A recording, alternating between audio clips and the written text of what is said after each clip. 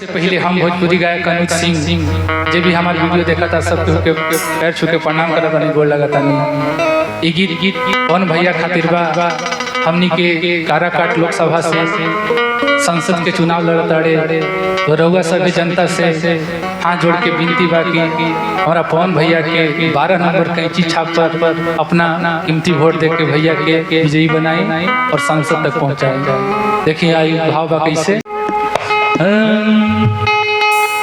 कि हमारा पवन भैया कि हमारा पवन सिंह भैया के जीतावे के बा, सांसद बनावे के बा हो।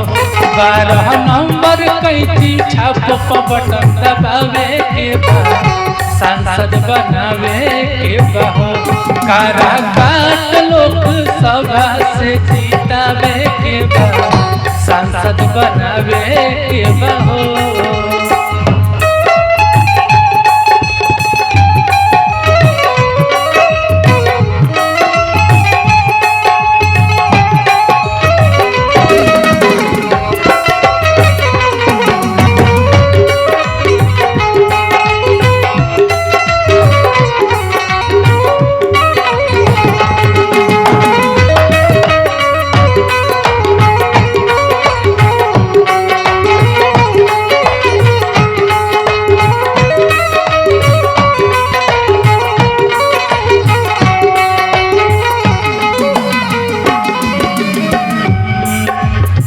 बनल चाहता रे काराकाट के सिपाही, राउर आशीर्वाद चाची ई नहीं के चाही।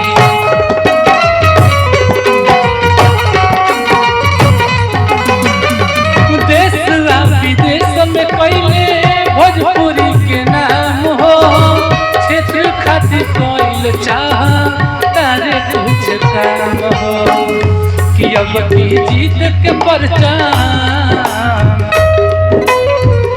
कि अब की जीत के परचम भैया के लहरावे के बा, सांसद बनावे के बा हो। 12 नंबर कैंची छाप पर बटन दबावे के बा, सांसद बनावे के बा हो। काराकाट लोकसभा से जीता